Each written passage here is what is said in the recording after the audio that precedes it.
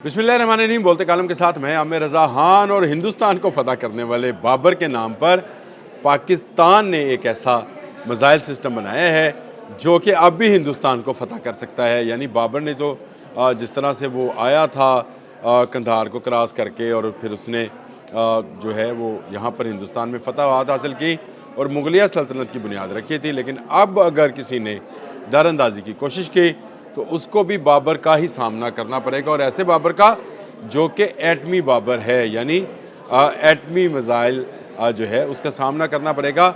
ये असल में हतफ 6 है जिसका नाम बाबर 3 रखा गया है। और इसको जो है मैंने कल इसको ज़रा डिस्कस किया था जब मैं आपको बता रहा था कि चाइना से अंगूर क्लास की जो है आबदोज़ जिसका नाम गाज़ी है वो पानियों में आ गई है और उसको उतार दिया गया है।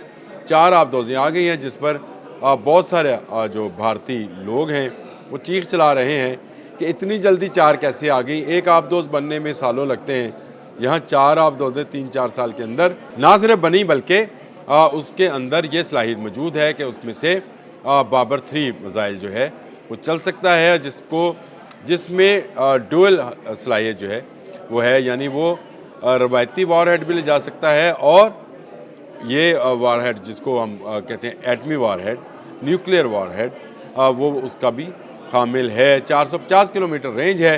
और आप ज़रा चश्मे तसव्वुर में लाइए कि समंदर के अंदर जहाँ पर बिल्कुल खामोशी हो, लहरें भी जो हैं वो आहिस्ता आहिस्ता चल रही हों, और अचानक से समंदर के अंदर से एक हलचल हो और एक मिसाइल निकल कर सबसोनिक स्पीड के साथ, इतनी स्पीड के साथ जो कि आवाज़ की रफ्तार से ज़्यादा हो, उस स्पीड के साथ जो है अपने हदफ की तरफ बढ़े तो उसको कौन रोक सकता है। और 450 किलोमीटर, आप इसका भी अंदाज़ा इस बात से लगाएं कि ये पाकिस्तान के अंदर समंदर में जहाँ तक जानी चाहेगी आप दोस्त जाएगी, क्योंकि ये 20 से 21 दिन जो है ये अंगूर क्लास की जो गाज़ी है ये रह सकती है। और टोटल ऑपरेशन इसका 64 से 48 से 64 दिन का हो सकता है, यानी ये समंदर के अंदर रह सकती है। और ये आप दोस्त इस बात की हामिल है कि ये बाबर 3 क्रूज़ मिसाइल जो है इसको फायर कर दे। अब इस क्रूज़ मिसाइल की क्या खासियतें थी, कल जब मैं इस पर बात कर रहा था तो बहुत सारे लोगों ने मुझसे ये पूछा भी कि ये बाबर 3 जो है इसका आपने बड़ा जिक्र किया है तो ये क्या है। तो मैं आपको इसका ज़रा सी तफसील भी बता देता हूँ। नाम इसका बाबर 3 है, हतफ 6 इसको कहा जाता है, यानी हतफ सीरीज़ का मिसाइल है।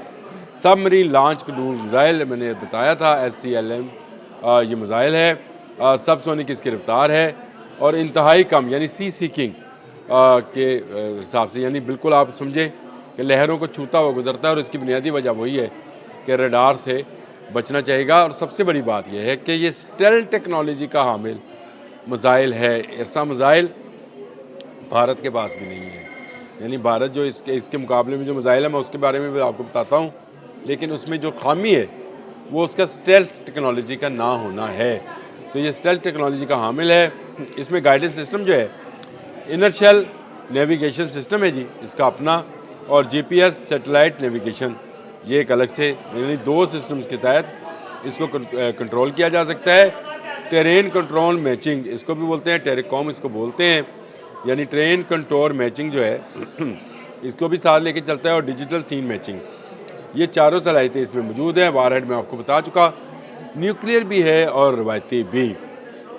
पाकिस्तान को इस मिसाइल के मिलने से, यानी इस मिसाइल के मिलने से क्या, पाकिस्तान ने इस मिसाइल को बनाकर सेकंड स्ट्राइक जो है वो हासिल कर ली है। यानी पाकिस्तान अब सेकंड स्ट्राइक कैपेबिलिटी, पहले हम जो ज़मीनी मिसाइल्स हैं उनमें तो हम एटमी वॉरहेड लगा सकते हैं, हमारे पास एक ऐसा मिसाइल भी आ गया है जो ज़ेरे समंदर से चलकर एटमी वॉरहेड को मतलूबा हदफ तक पहुंचा सकता है, यानी कहीं पर भी तबाही और बर्बादी मचा सकता है अगर कोई दुश्मन हमलावर हुआ तो।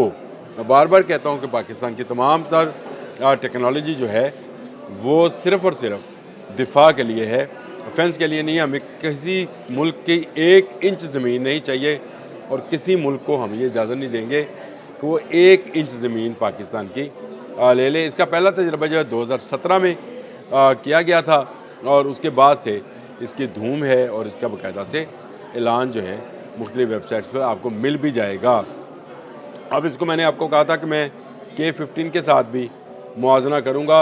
ये भारत का मिज़ाइल है और बैलिस्टिक मिज़ाइल है। ये मिज़ाइल जो है गो भारत का है, लेकिन ये उसकी कैपेसिटी जो है बहुत महदूद है और उसकी बुनियादी वजह यह है कि भारत के पास ऐसी जदीद आबदोज़ें नहीं हैं जो अपना सफ़र खामोशी से तय करें और ज़ेरे समंदर बहुत डीप जाकर किसी मिज़ाइल को फायर कर सकें। और इनमें स्टेल्थ टेक्नोलॉजी जो है वो भी नहीं है, यानी इनको डिटेक्ट करना जो है रडार्स के लिए बड़ा आसान है। जब चाहेंगे इनको डिटेक्ट किया जाएगा और उनको हवा में ही हमारे इंटरसेप्टर्स जो हैं तबाह बर्बाद कर देंगे। ये वो मिज़ाइल है जिसने एक वाज़िया फ़र्क जो है पाकिस्तान और पाकिस्तान के दुश्मन ममालिक के मबैन पैदा कर दिया है, क्योंकि हमारा दुश्मन मुल्क जो है वो भारत है और पानी के ऊपर भी जो है तैरती हुई उसकी जहाज़ जो हैं, बहरी जहाज़ जो हैं और उसके वो तमाम एयरक्राफ्ट कैरियर्स जो हैं वो पाकिस्तान के लिए ख़तरा हो सकते हैं। लेकिन अगर वो पाकिस्तान की तरफ बढ़े, मैं दोबारा कहता हूँ, अगर वो पाकिस्तान की तरफ बढ़े या पाकिस्तान पर हमला करने की कोशिश की तो उनको बाबर 3 के ज़रिए नीस्तो नबूद कर दिया जाएगा। बाबर 3 तो खैर बाद में हम इस्तेमाल करेंगे और ये एटमी मिज़ाइल है, इसको इस तरह से इस्तेमाल तो नहीं किया जाएगा, लेकिन हमारे पास समंदरी हवाले से बहुत जदीद जो हैं रडार्स और बहुत जदीद इंटरसेप्टर्स और बहुत जदीद हमला आवर कश्तियाँ जो हैं मौजूद हैं। और यही बात जो है इंडियन तज्ज़ियाकार जो हैं बार बार कह रहे हैं कि चीन बहुत तेज़ी के साथ पाकिस्तान की बहरी क़ुव्वत में इजाफ़ा कर रहा है और यही वजह है कि वो पाकिस्तान को इस हंगूर क्लास की जो आबदोज़ें हैं इसकी टेक्नोलॉजी ट्रांसफ़र कर रहा है। 4 हंगूर क्लास की जो आबदोज़ें हैं वो पहुंच गई, पाकिस्तान आ गई। 4 जो हैं यहीं पर मैन्युफैक्चर होंगी और उनमें भी बाबर 3 जो है वो नस्ब होगा। तो इस तरह पानी में तैरती हुई, पानी में बल्कि ज़ेरे पानी ये कहना चाहिए, अगर पानी की सतह, समंदर की सतह पे तैरती हुई ये मौत जो है हर उस दुश्मन मुल्क के लिए है जो पाकिस्तान की तरफ मैली आँख से देखेगा। पाकिस्तान ने अपने दिफा को हर आने वाले दिन के साथ मजबूत बनाया है। कल मैंने जब हंगूर क्लास पे बात की थी गाज़ी पे, तो लोगों ने कहा बाबर 3 के बारे में बता दें, तो बाबर 3 मिज़ाइल जो है ये पाकिस्तान का कामयाबी से जो है नस्ब है इस आबदोज़ के ऊपर जो गहरे पानियों में, यानी इतने गहरे पानियों में जिसको सोनार और रडार जो हैं डिटेक्ट नहीं कर पाएंगे, वहाँ से एक ऐसे एटमी वॉरहेड के हामिल मिज़ाइल को, क्रूज़ मिज़ाइल को जो है वो फायर कर सकते हैं, जो अपने हदफ पर पहुंचकर दुश्मन के तमाम इरादों को नीस्तो नबूद कर देंगे। इस मिज़ाइल का मिलना पाकिस्तान के लिए बड़ा खुशाइंद है। पाकिस्तान के दिफा को मजबूत मिल गया, मैंने आपको मजबूत सहारा मिल गया। मैंने आपको बताया कि सेकंड कैपेबिलिटी मिल गई, न्यूक्लियर कैपेबिलिटी, जिसकी पाकिस्तान को ज़रूरत थी और पाकिस्तान ने ये ज़रूरत जो है अपने तौर पर, यानी अपनी टेक्नोलॉजी के तहत पूरी कर ली है। पाकिस्तान मिज़ाइल टेक्नोलॉजी में हर आने वाले दिन के साथ जो है तरक्की कर रहा है। इसीलिए पाकिस्तान ने एक रॉकेट फोर्स भी बना रखी है, इस पर भी कभी बात करेंगे कि इस रॉकेट फोर्स के पास कौन कौन से एटमी वॉरहेड ले जाने वाले मिज़ाइल है। लेकिन आज मुझे सिर्फ बाबर 3 पर बात करनी थी। अब तक के लिए इतना ही। अल्लाह हाफ़िज़।